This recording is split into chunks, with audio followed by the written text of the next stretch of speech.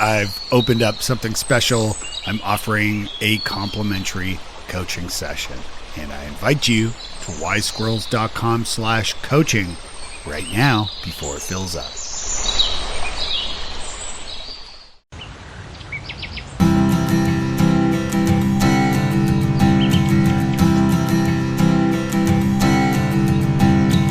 Welcome to Wise Squirrels, the podcast for late diagnosed adults with ADHD. I'm your host, Dave Delaney. Today I'm speaking with the one and only William Kerb, the host of the awesome Hacking Your ADHD podcast. So let's do it. I am William Kerb, and I run the podcast Hacking Your ADHD. And it's a short form podcast it's more than just that now, but it started off as being like 15-minute monologues talking about tips and tricks to get through your ADHD, manage it, figure out how to work with your ADHD, not against it. But I've been, over the last couple of years, been adding more interviews and stuff. And so those are still fairly short form. I don't try and go too long, although my last few interviews I've done, I've been like, well, let's just keep talking. And I'm like, I need to split these up because I don't want to post hour-long interviews because I know that's really hard for folks with ADHD. Yeah. I'm completely guilty of that too. I'm always like, well, yeah, I mean, you could pick it up and listen. Like, that's the beauty of podcasting, I suppose, is that, you know, if you're using a podcast, there are many to choose from. And if the MP3 is set up correctly, like hopefully they'll listen. And if they stop listening for whatever reason, they can pick it back up right in the middle where they were. So, but yeah, we've come a long way. I mean, I remember that used to be a manual process in the ID3 tag of the MP3 files of actually having to go in and make sure that that was set in iTunes so that it would remember the playback position. I think that just happens magically now. So generally I don't have to worry too much about my podcast players because there are a few I'm like, oh, that's a 3-hour podcast, but man, that sounds like it's going to be an interesting conversation. There's zero chance I'm going to listen to that straight through. No, yeah, I'm the same way. And by the way, and I do like a big thing I want to focus on today with you is about, you know, tips and tricks and hacks and all the things to help ADHDers. But I'll add, and I know you're kind of nerdy like I am, so we'll probably maybe geek out on AI and stuff maybe. But I also wanted to mention one thing that I do with my podcast app, and I do it with like books as well, though it's easier with Audible. If I'm listening to a podcast, I'll take a screenshot on my phone if I'm like walking the dog every time I hear something of value, something that stands out to me or that I want to return to. So that way I get all these screenshots on my phone with the timeline. So I can say, oh, there's that episode at 3:53. I need to go back and hear what that was. So it helps me remember. Do you have like tricks like that? I use an app called Drafts to do a lot of my note taking. And so when I'm like out on a walk, listening to a podcast, I'm like, oh, that was a great line. I will try and, the reason I like Drafts as a note-taking app is it always opens to a blank page. Oh, nice. Yeah. So I can because I know there's so many times where I'm opening an app and by the time I get to the feature I want, I've kind of forgotten what I want to do. I could just click this, immediately go into writing. Yes. And so I'll just open it up, write quick thought, and then post a link from click the share link on the thing and just post that in. Oh, that's brilliant. Yeah. I love that. Is that an iOS app or Android? I believe I have it on iOS, but I believe it's on Android as well. Okay. Yeah, that's helpful. So tell me, obviously I've had the great pleasure of being a guest on your podcast already and loved it. And then you were a guest on mine and I completely buggered it up. So this is actually a re-record for folks listening. I'm full disclosure. Yeah. And as I meet with you, I'm like, oh, this is a great chance to have another conversation. This is going to be fun. Awesome. Yeah, right. Exactly. Yeah. I mean, I always tell people like my first podcast was with my wife as the co-host, and it was a parenting podcast back in 2005, which is 20 years this year, which is insane. But yeah, if you want like to hurry up on a divorce, try forgetting to hit record on your couples podcast from time to time. Man, we would record like an hour episode and I forgot to hit record and she'd be like, what? Like so angry with me. So at least we're both, we have that vibe going on when we bugger up podcasts, or I bugger up podcasts. So yeah, it's been a while since I've done, I know there's been one last year that I just didn't publish because it was like so badly recorded. Yeah. But it's one of those paranoid things that come up like, oh, I need to have a backup. I don't have a backup right now. Oh no, that's gonna bug me now. I used to I'm always have recording. It's okay. backups recording. Yeah. Yeah, it's good to do. It's good to do. So yes, tell me about your podcast and how you got started doing it. And I know it's not your first foray into podcasting. So yeah, share a little bit about that podcasting history and what led to hacking your ADHD. Yeah, so I used to be really into ultimate frisbee, and I was part of a professional league that folded. After that, I went and was like, I'm going to keep doing this, but I'm going to do a podcast for ultimate frisbee. And it was probably one of those things to just I didn't know what I was getting into, and it was before I really embraced the fact that I had ADHD, and so like producing episodes was a chore, going through the email to contact people to get on the show was a chore. I was also in the trap of over editing. And so it was a show that lasted 11 episodes. But because I did that podcast, there's two things that happened. One was at the end of the run, I had been texting with a friend with like, I can't get these episodes out. I'm just too lazy. And then went, well, it's not really that I'm lazy. It's just, oh no, probably my ADHD. And then like, that just was like this light bulb, like, oh, I can do something about that.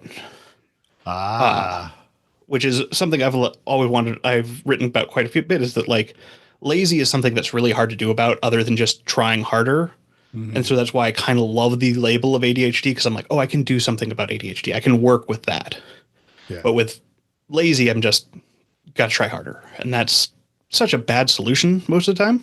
yeah. And So it's negative just to call yourself lazy too, right? yeah. So, but in that instance, it worked really well because it was like, oh, wait, no, it's not that. So that led me to doing ADHD coaching and figuring out a lot of my ADHD stuff, and me then going from there being like, well, I did like doing the podcast, and I do know a lot more about how to do a podcast now.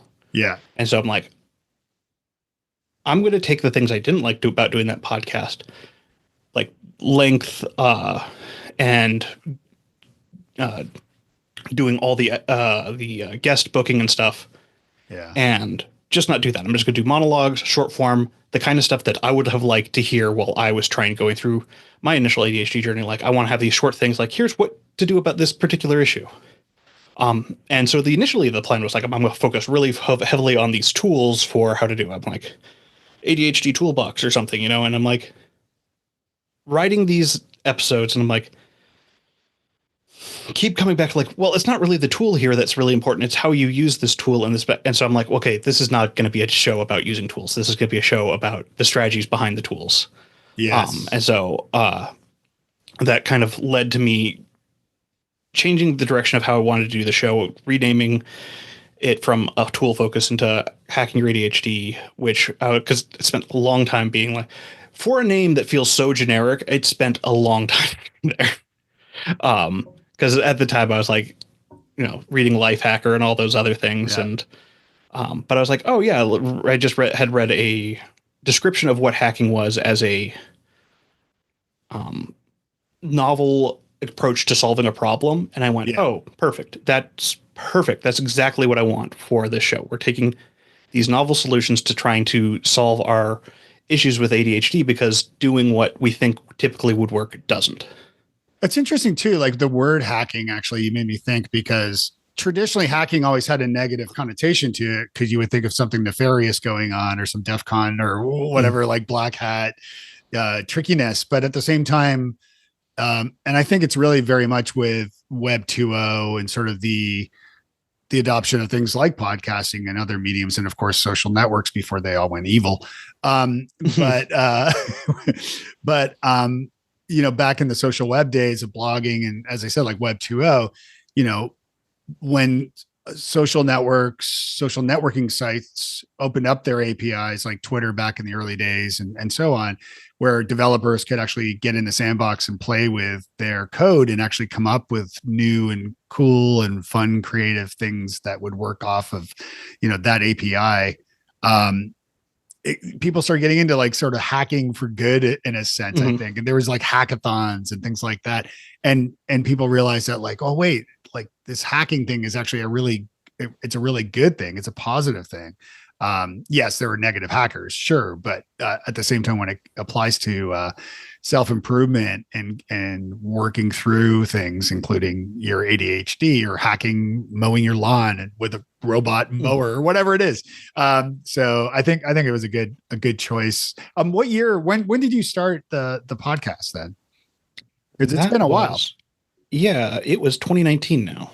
So. Yeah, see, that's great. That's great. And you haven't pod faded, which is awesome too. Yeah. Well, so it was that like October 2019. And so that then gave me like 6 months before we really hit pandemic status. Which was then I remember having like this, like, couple years in being like, oh, I've been podcasting in the pandemic longer than before. That's wild. Yeah. Yeah. But I do think that was a great time for me to have been doing it, because there were a lot of people that were struggling with ADHD stuff. And so that got a lot more interest in finding podcasts, and being very short episodes was very accessible to people. And they're like, okay, let's check this one out. And then people are like, oh, well, yeah, kind of like this guy. Yeah. And there's a lot to like. So tell me about some of the things that you've learned over the last, year or like more recently, as far as those hacking tips or tools. And of course, we always have to preface this. Both of us are not doctors, of course, nor do we play them on the internet. And also, as it applies to ADHD, of course, it's different for different folks. So, I mean, obviously there is an acronym, there is consistent things, but then again, everybody experiences it a little differently. So yeah, but having said that, what are some of the things that you've been, that have gotten you excited over the last year or two that you find helpful? Yeah. So, well, I had that thing I talked about earlier with the fact that it's typically not the tool that's important. It's the strategy behind the tool. With that said, having the right tool for the job is also kind of important. It's like, if you're like, oh, I need to deal with this screw, and you bring a hammer, you're like, well, they kind of serve the same. They've put together fasteners, but they do it in such a vastly different way that it's important to kind of be like, oh, if I can use the right tools, then that's important. But then within that like genre of tools, it's less important what exactly you're using. And then it's like, okay, how am I using the tool to make what I want to happen? And so that comes down to all these habits and ways that we're approaching problem solving a lot of the time. So, are you just before you say so, like just taking a step back, it's really maybe before even going on the hunt for tools, it's actually defining the problems that you're trying to solve. So that then you can start, okay, I'm trying to like put this pointy sharp device into the wall, and it's got a little star shape on the top. That probably means it's not a nail. It's probably a screwdriver that I'm going to need. Yeah. So, sorry, I didn't mean to cut you off either, but yeah. Well, and so then that's the big piece there, is that I have found it is very important when I'm going into these problem solving things to be like, hey, you have ADHD, so plan with that in mind. Don't plan with going a more neurotypical strategy, or like the death of me is being like, oh, I'll just do this one thing. And I'm like, just is a terrible word to have, because it just hand waves away any difficulty. It was like, oh, just go do the dishes. And I'm like, yes, but that's not the problem. Is doing the dishes isn't the problem. It's getting started in doing the dishes. Okay. Why is that an issue? It's like, oh, I need to make this. Do I need to make this more interesting? Am I trying to do this in a time where I should be doing something else and I'm distracted? What's going on that's making this hard? And so, yeah, defining the problem is a huge piece. And then going like, okay, well, I'm distracted. Doing the dishes is boring. Well, maybe I need to do something like listen to a podcast, or try to be like, how fast can I do the dishes? I actually don't recommend that one, because that's how you break things. But, but yeah, being like, oh, I'm going to get a point chart and have this. And so, yeah, which a lot of people be like, oh, don't have a point chart. That's external motivation. But like, that's a neurotypical way to view that problem. And it's like, well, I'm not neurotypical, and external motivation works a lot better for my brain Yeah. than what I can often just sum up on my own. So, Do you find that, I was going to say, like when let's say it's doing the dishes. That's the thing you want to accomplish. And that's the problem, is that you just can't get going on it. I find sometimes, even before I was diagnosed, certainly I would remember this as like when I had something big to do, I would pick something bigger that I really didn't want to do and make that the task to focus on. Like there's this joke that was going around a long time ago, and it's not like a funny joke, so I shouldn't have prefaced with that.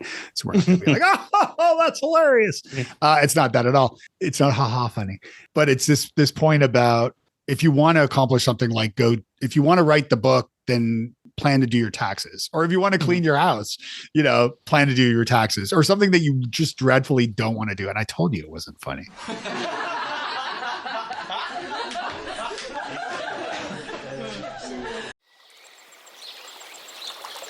Hey, I'm sorry to interrupt for a second. Will you please do me a huge favor and go to wisesquirrels.com/survey. That's where you can share your feedback. I want to make it bigger and better for you in the new year, and I need your help. So please do this now. Go to wisesquirrels.com/survey and spend a couple minutes sharing your feedback. I really do appreciate it. Thanks.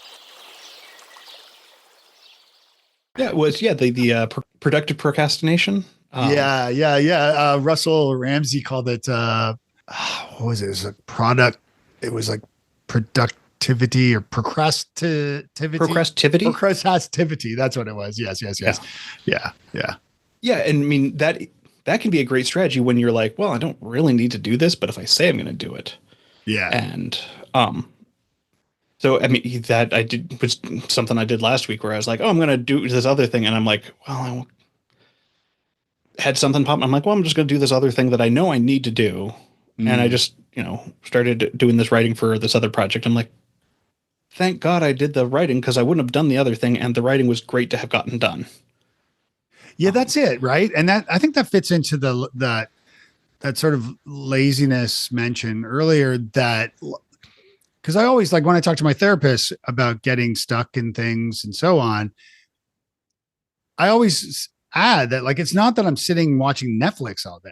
It's just that, like, I'm working on my podcast editing, and I love that, but it's like, oh crap, I still have bills to pay, right? Like, I still have a business to run. And so there's always this dance between the passion projects and the work stuff that's actually going to, keep the lights on.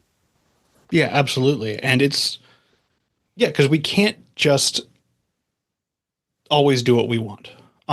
One of the metaphors I like for this idea is that you're climbing a mountain, and you've got your climbing partner, who is your ADHD, and you're attached with a rope, and you can only go so far away from each other. And ADHD is just like, I'm going to go this way. And you're like, okay, if I go with my ADHD, we will go in a direction and it will be fine.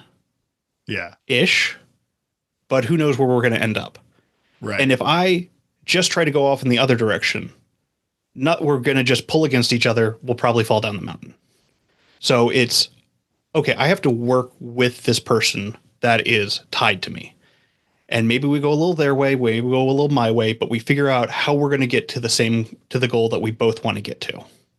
Yeah, that's a great metaphor there too. I like that. So what are some ways to help your ADHD hiker climber to behave?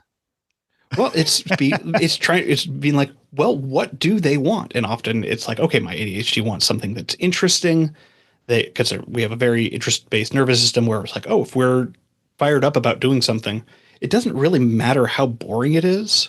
Yeah. It's like, oh, this is going to be something that we can just do. Like last night, my wife has been doing this, all these spreadsheets for this like candy sale that she's been running for our campfire group. And she's like, this is driving me mad. The numbers aren't adding up. And I'm like, oh, I'll help you with this. And I spent like 2 hours just working on spreadsheets last night, and it was fine. Like, I was just like, this was I kept joking, it was like, the great date night we got going. And she's like, this is not date night. Uh, That's funny.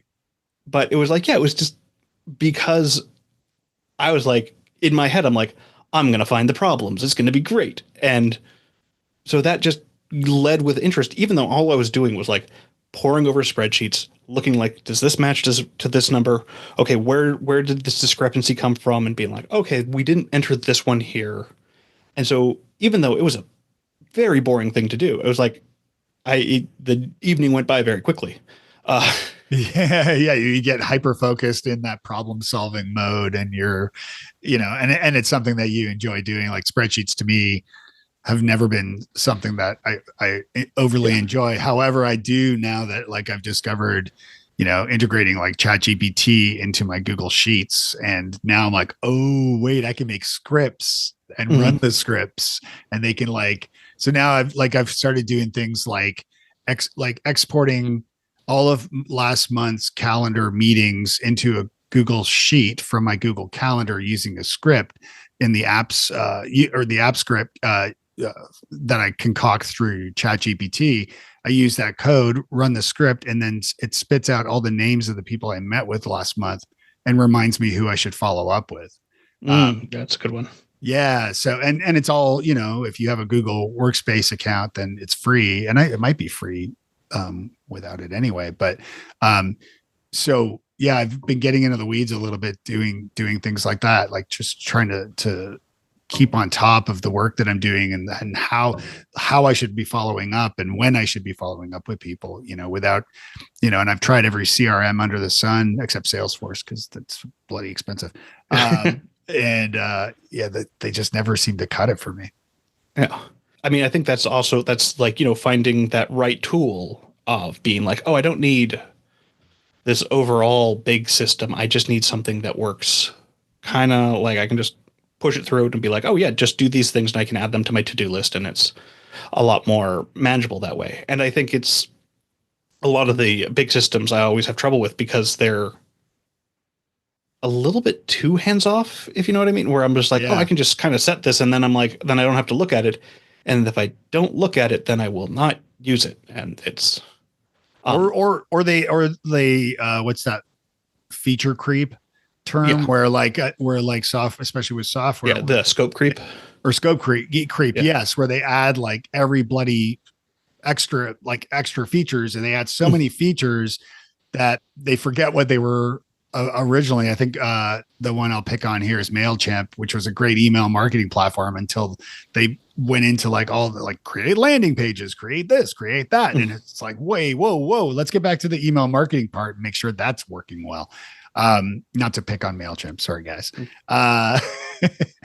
But yeah, so so tell me a little bit about or actually on that point, and it came up in my mind to ask you about this, is this curse. I was just telling my wife about this the other day. The curse of we find the thing that works, and then the novelty runs out, and then we're like, oh, this isn't working anymore, even though it was working great for like a week or a month or even a year. And once that novelty runs off, it's like, oh, I don't want to do this anymore. Now I want to find something else to do it with. Well, is that something you run into a lot? And what are your strategies for dealing with that? One, embrace it a little bit, being like, okay, well, figure out why. I always like to, when I'm having some sort of problem, try as best I can to non-judgmentally step back and be like, well, why is this happening? Is this the tool is boring? But sometimes it's like, well, it's not that the tool is boring. It's just that I don't want to interact with it because of X, Y, or Z. Like where is the resistance from opening the app and doing the thing I want to do coming from? Is it like, oh, whenever I do this, I just load up my to-do list with a bunch of boring tasks, and that doesn't feel good. And it's like, oh yeah, so that's not the tool changing tools isn't going to fix that. Like if I'm loading up these boring tasks, like, okay, well, how can is there a way that I can do fewer of these boring tasks yes, no. If no, how can I make the tasks more interesting so that I actually follow through? And then using the tool doesn't feel so bad. Yes. Because that's like often with like the CRM, I'm like, oh, if I always have trouble, like I have a ton of trouble with email. It's like I'm don't have as much trouble just like shooting off something and being like, hey, I want to talk to this person. But if I'm like sending a response, I'm like, oh, I should do all these things to make it so that I sound professional and do this and this. And then I'm like, I just want to write 2 words and be like, yes. And then here's my link. And I'm like, Yeah. I could do that, but I'm often too in my head to let myself, like, I don't want to be that guy either. So it's, I want, I no, go, yeah, I was just going to say, I got like a reprimanded from a manager once years ago that my emails were too brief.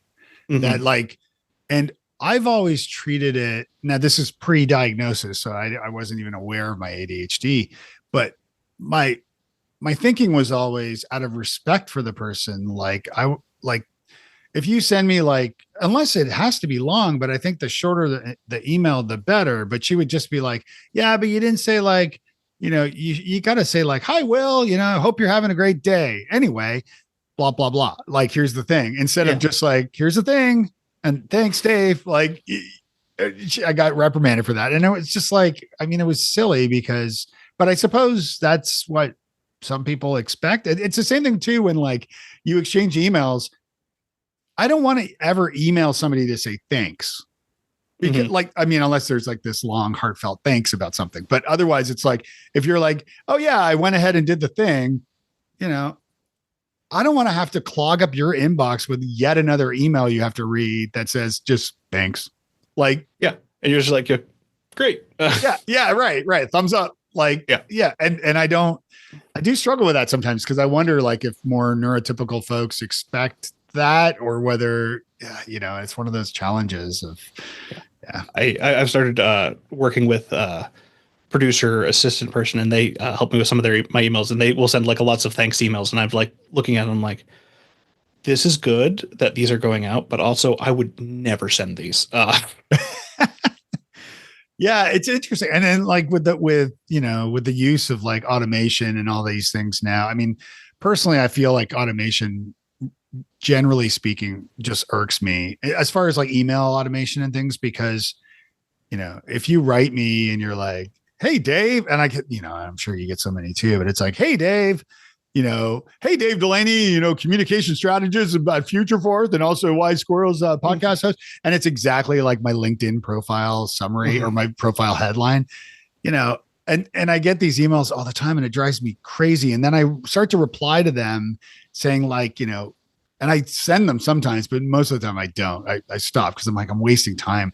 But I'll start replying and saying, listen, right away, you are getting my attention by lying to me. Mhm. I listen to your podcast and I love the episode with blah, blah, blah. And it's like, Oh I my can God. tell, this is automated. Yeah. And I can tell it's like, first name here, last name there.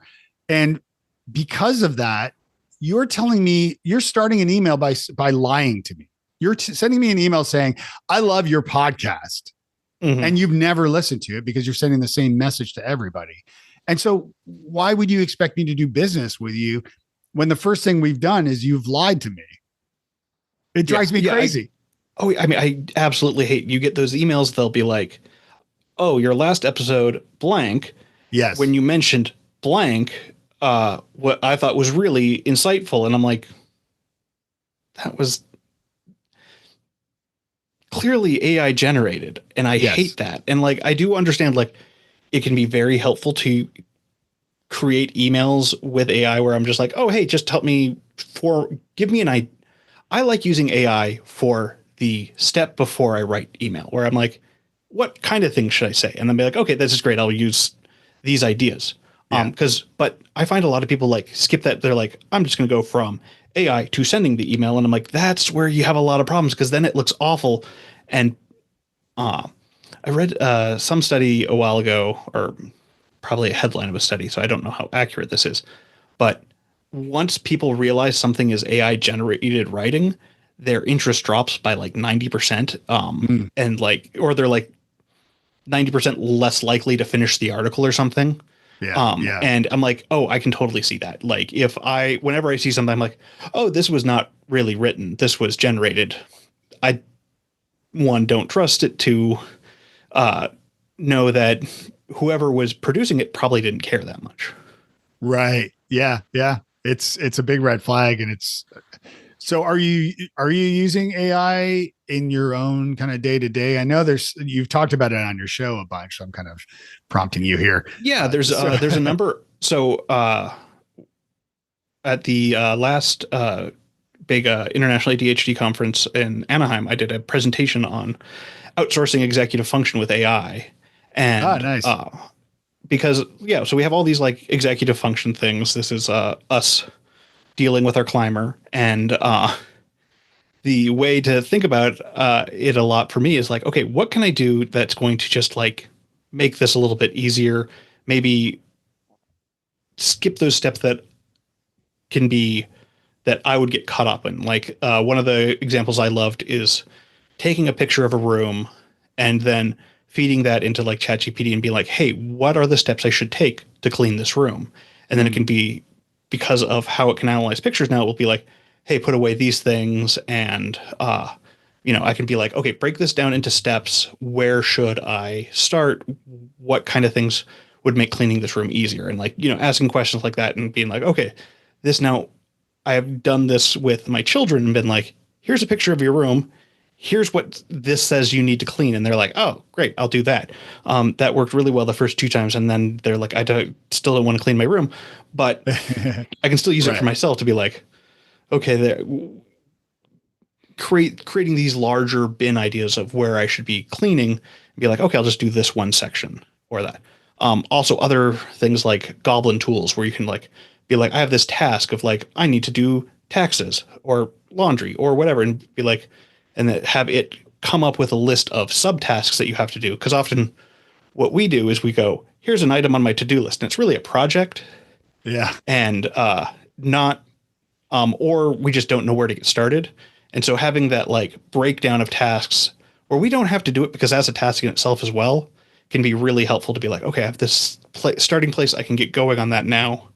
Because honestly, that is usually the biggest executive function hurdle, is like that first step of getting started and building that momentum into doing the thing. So I like having that like little piece of like, okay, here's where I'm going to get going. Although one of the, been joking recently, one of the ways I've been dealing with that recently is doing fake work before I do real work, where I kind of like format the document before I'm like writing. Like, I'm like, oh, am I right? Okay, well, here's these things I'm doing and doing all the stuff around it, but not actually working. I'm like, well, I'll just write this sentence like, this piece is about how to modulate your attention. Modulating your attention means, and then like as I'm doing, I'm like, oh, okay, then I just kind of fall into doing it.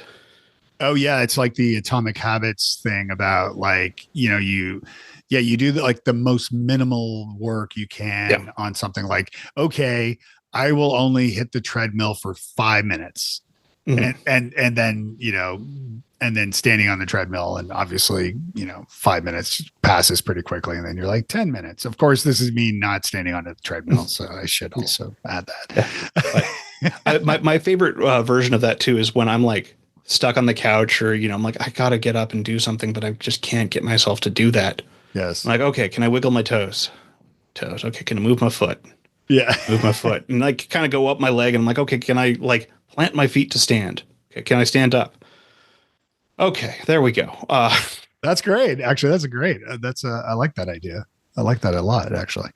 Yeah, and like, oh, can I apply this to other areas too? Like, can I write one word in this document? Can I write 2 words? Can I write what the document is about? And then, okay, let's start writing. And it's having that little bit of like, okay, I don't have to start, because there is that idea of like eating the frog, doing your hardest task first. And I don't know, some people that works great for, and I have so much trouble starting with my hardest task. I will just dance around it so much if I'm trying to approach it head on. But if I try to kind of like weasel my way in, it works much better. Yeah.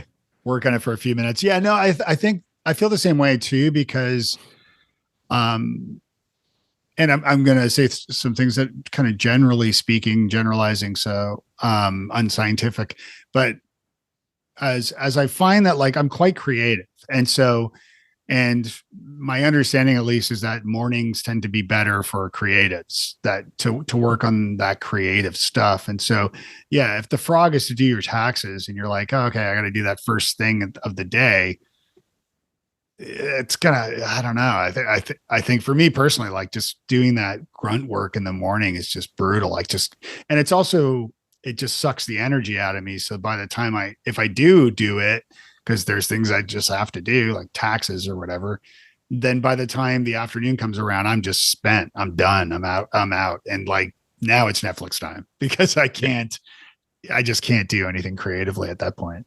Yeah, I do like the phrase make before you manage, where you do like making your first task something creative to get you going, get your things going, and then being like, okay, yeah, I'm going to save those process meetings and filling out forms for the afternoon where, like I've already done the fun stuff and I'm feeling a little bit better about myself and can kind of get that in.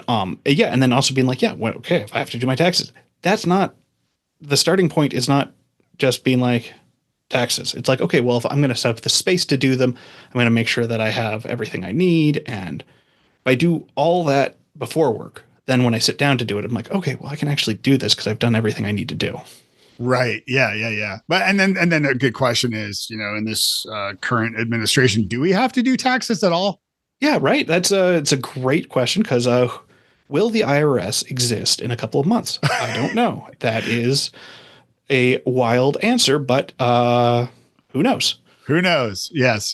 But in case they're listening, I'm doing my taxes. It's okay.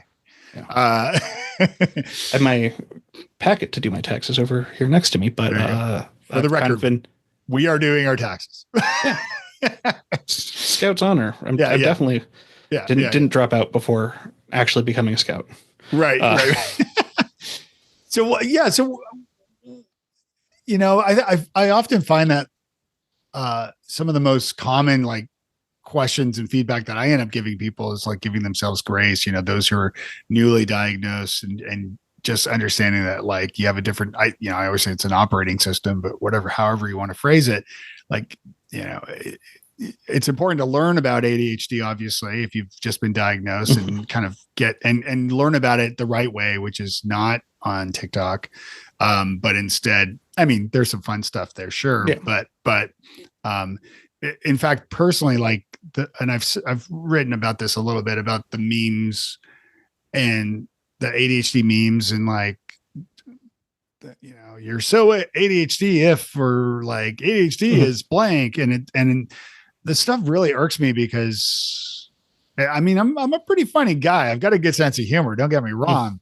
But at the same time, it's like, maybe because I'm newly diagnosed, it's not usually very funny to me. It's like, I think like online on social and stuff, you can like write a funny thing, but then like add a tip or add something that will help, rather than like, forgot your keys again. That's so ADHD. It's like, that doesn't help me at all. And I know where my keys are. Thank you.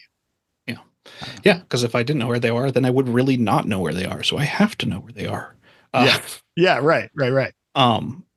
Because that'd be the, but yeah, the problem is they just don't have enough context, because ADHD is this like spectrum disorder. And so, yeah, you're going to have people that do these things, and other, like, time blindness is like this issue where not everyone, but people have this, they don't know how long something's going to take, and they can't tell how much time is passing when they're doing things. Yeah. And so they're always late to things. And I rarely deal with time blindness issues because I have so much anxiety about being late that it's well, it's like, so I can't be like, solve time blindness through anxiety. Like, that's bad advice. It's not good for my health. But it's also then being like, yeah, we're late for everything. Well, no, I'm almost never late to anything, because my ADHD has taught me how bad it is for me to be late. Like, I've had too many corrections, and in school being like, yeah, I used to be late all the time. And then I got in so much trouble that it like was probably traumatizing. So that I mean, I think that's one of the most frustrating thing too is when people they're like talking about some ADHD trait or like learned skill, and I'm like, that's not good. That is trauma. Stop making Yeah. that sound like a good thing. Like people are like, oh yeah, ADHD. They have this like ESP sixth sense of when things are bad. I'm like, no, that's trauma. That's them having been in bad experiences so often that they have a sense for it. That's trauma. Don't romanticize trauma. Yeah, and that's a big part too, and something I've talked about here before. I know Russ Barkley did a video, kind of or videos about Gabor Mate, Mm-hmm. and I've actually written something kind of paraphrasing what he said, basically, which is that he's completely wrong about his hypothesis or whatever, or claims that trauma causes ADHD. With a minus, like tiny fraction of head trauma, maybe. But with that aside, the thing is, many of us, especially late diagnosed, I suppose, but many of us have faced trauma, and not everybody, of course, but many of us have faced trauma just from like the negative feedback you get at school and all, and the people just judging you and all that stuff. But then also from parents, because especially our generation, I don't, parents weren't commonly diagnosed with ADHD back in the day. And now we know that it's like somewhere around 75, 80% and almost as heritable as height, that, if you have ADHD, there's a high likeliness that one or even both of your parents do too. And so because of the trauma, like for myself personally, just my dad and I had a great relationship, for years before he passed. But, when I was younger, he was a heavy drinker and he was a prick and we'd get into fights constantly and all these things. And, but you think of like alcohol addiction and it's, being common, or not common, but it being, addiction is certainly goes hand in hand with ADHD. Let's just say that. So Yeah. I don't know. I just kind of rambling there. Well, yeah, a lot of people, when you're undiagnosed, you tend to try to self-medicate. One way Yes. people try to self-medicate is alcohol. So even though that does not jive with how my brain works with ADHD, but I'm like, I do know people that do that frequently where they're just like, oh, it lets them slow down enough to feel normal. And even though, like I do it through stimulants. So yeah, there's people that like I have my energy drink that I have with this. I'm like, yeah, that is probably me trying to adjust my medication levels here a little bit. And just as a disclaimer, do not try and do that. I have had, like, I wrote something about caffeine before, and people are like, "Oh, so what are better ways for me to self-medicate with caffeine?" And I'm like, "No, no, don't do that. Caffeine is a terrible self-medication. You build a tolerance to it like immediately, and so it will. And if you keep increasing it, it will be really bad. You need to take breaks, and it's not a good self-medication tool." Yeah. Which I want to emphasize because I know that we're going to have, we have all the stimulant stuff. I'm like preparing to write alternative treatment plans for ADHD if stimulants have more pushback on them, which I predict that's going to happen.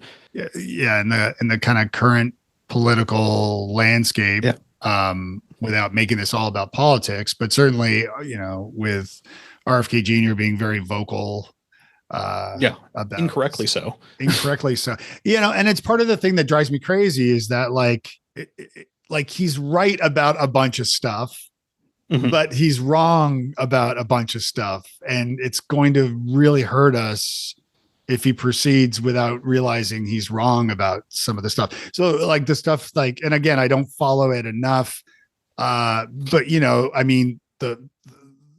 the additives and crap that we put in the food in this country is appalling, and it should be illegal, because it is illegal everywhere else. Every other country, you get a packet of Skittles in Canada and a packet of Skittles here, the red dye used is different. And now they've changed one of the red dyes, but I think the other dyes are still available. And so there is a lot to be said about our diet in the US and how we're poisoned, basically. There is stuff, but we do need immunizations. We do need like, that's the problem is he's like partly right, but he's not right.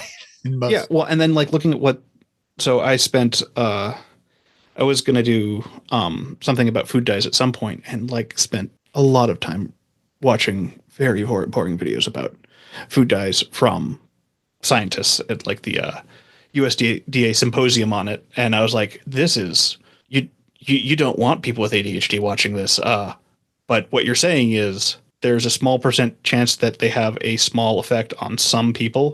And I'm like, I'm like, okay. And then they're like, so our recommendation is that you don't use any food dyes. And I'm like, wait, what? Yeah. And they're like unnecessary in some ways. In other ways, like making food more palatable is a good thing to do, especially for people that have trouble with making sure they eat. But yeah, like there are healthier choices I can make than eating a bag of Skittles. You know, like I'm not trying to say like, yeah, you should chow down on junk food, but the science behind what it actually does is still not quite there. And so like, I'm like, yeah, eat more vegetables. But I think that's usually what is the bigger issue too, is like not exactly what we're eating, it's what we're not eating. And that's so fair. Yeah, that's true. Yeah. If we're making sure that we're getting like the proteins and foods that are going to really give our brain the stuff it needs to run, then we're going to be better off, and we're not going to be going after these snacks that are awful for us. Often it's the reason that we're doing it is because it's like a side effect of our ADHD. Where like, oh, if I forgetting to eat food, then when I'm hungry, I want to get something super calorie dense right away, and I'm not going to have the executive function to make a meal that's good for me. I'm going to be like, let's grab, a protein bar or a handful of chocolate chips or something.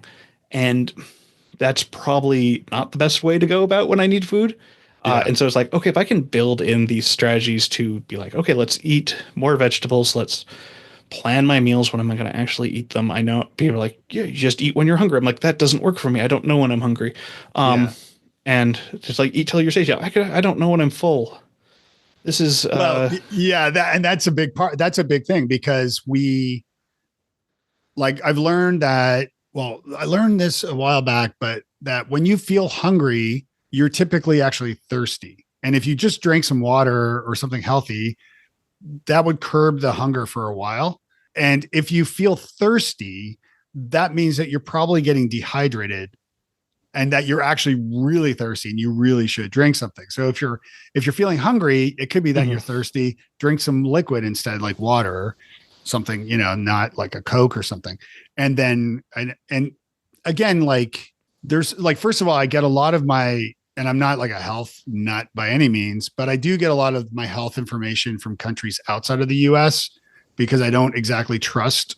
And I'm not like somebody who's like, I'm not paranoid or I understand we do need grownups who are running things and I need to trust them. Hopefully they make the right decisions.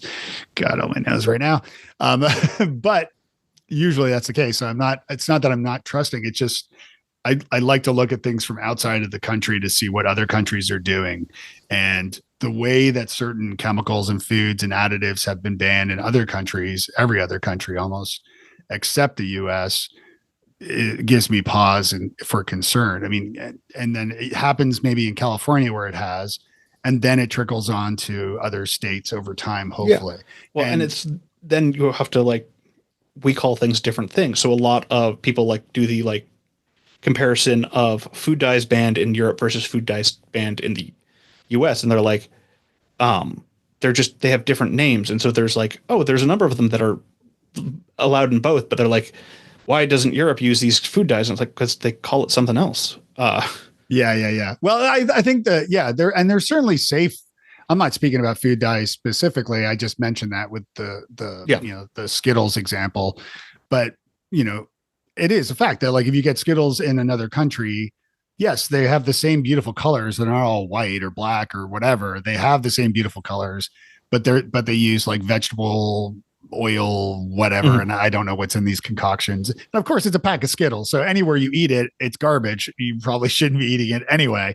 But I do have concerns about the quality of some of the food, and also the you mentioned, also sort of the or you alluded to it a bit, the addictive kind of matter. So like you look at like Doritos, for example, right? Like Doritos are like it drives me crazy how well designed they are, and they are designed by man, right? Like they have like the crunch, the flavor, the gradual change of the flavor in your mouth, the color, like they're perfect, the shape, like they're perfectly designed to be as addictive as possible, that you want to keep eating them. And the problem is that if you have undiagnosed, especially, or untreated ADHD, we are prone to addiction, and overeating is one of those things. And for me, for years, I drove my family nuts because I would finish my food, then I would finish my wife's food at a restaurant, and then I would finish my son's food and my daughter's food. So I would eat, like, we would have no empty plates, and my kids would be like so embarrassed that I had to eat all their chicken fingers and all their fries. But the thing is, and I always said it was because my mom grew up during the war, during the Blitz in London, and my dad was kind of poor growing up. And so they always reminded me, finish your plate. You have to eat all your food. And I always associated with that. And then I realized now that, like, no, it was being excessive. It was just not even knowing that I'm not hungry anymore, but just eating it all. Yeah. Because we have ADHD tends to have this terrible, like, sense of self or interoception. And we don't notice when we feel bad until we feel really bad, or we feel really hungry or really thirsty. And then it's like, those are bad signaling methods to try and tell us to do things. Like sitting, I'll like get in my chair and sit in a funny position, and it's like, it's fine for like a minute, but then like I'll be sitting there for 30 minutes and then I'll be like, oh, my back really hurts now. Yeah. It's like, oh, I should have noticed that 25 minutes ago, but it was just not something that registered with me. That's the story of my life, man. I've got a terrible back. I've got a mat here on the floor at my office. I'm supposed to stretch on from time to time. I can't believe how time is flying by, and I've been really excited about catching up with you and having you on the show.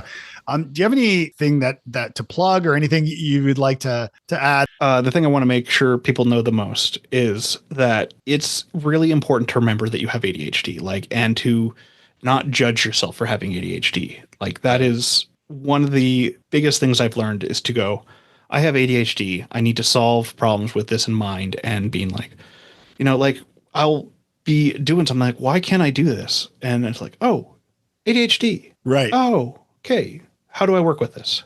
Yes. And not doing doing that, like, how do I work with this? Not, how am I going to get this climber to go up the mountain with me? How am I going to drag them along? Because if I drag them along, bad times. So I think that's just what I want to make sure people kind of take away. It's like, it's ADHD. It's okay. Work with it. Because you don't have any other options. And as much as sometimes people are like, just do it. I'm like, it doesn't work. Yeah, right. Yeah. So the mountain climber, by the way, I love the image. And when I was talking about automation earlier, I pictured the Price is Right little Swedish guy or Swiss guy that climbs up the mountain. You know what I'm talking about? Anyway, I don't know why that popped in my head. But I mean, I've it's a metaphor I've loved for a long time. But I don't think I've actually written about it on my show. Weird. There you go. You're hearing it here first, folks.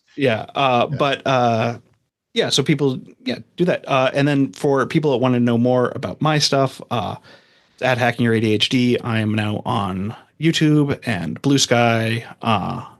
And if you want to, that's my social. I have trouble with a lot of the other ones, and don't know how long those ones will last too, but we'll see. That's true. Yeah. I try to be everywhere, and it's exhausting, and especially when it's, it's exhausting, and I'll be making some changes in what I'm doing too. But I think, YouTube certainly as a podcaster is probably a good place to be, given, the numbers of podcast listeners, which I still don't understand because I'm an audio guy mainly. So I know it's taken me a while to be like, okay, I guess I'll do that, but why? Right. It's the second largest search engine. That's why. That's exactly it. It's like, oh, I would never go and search for something on my podcast app, but I would search for something on YouTube. And if I run into a podcast, maybe I'll listen to it, or maybe I'll load it up on my phone and then go for a walk. Yeah, I do that too. Well, Will, this has been awesome. And I really do appreciate your patience with rescheduling this and spending some time with us. And of course, I do encourage everybody to listen to Hacking Your ADHD, and you can search for it wherever you listen to podcasts, because it is a great one, and you do an awesome job with it. So thank you for that. Thank you.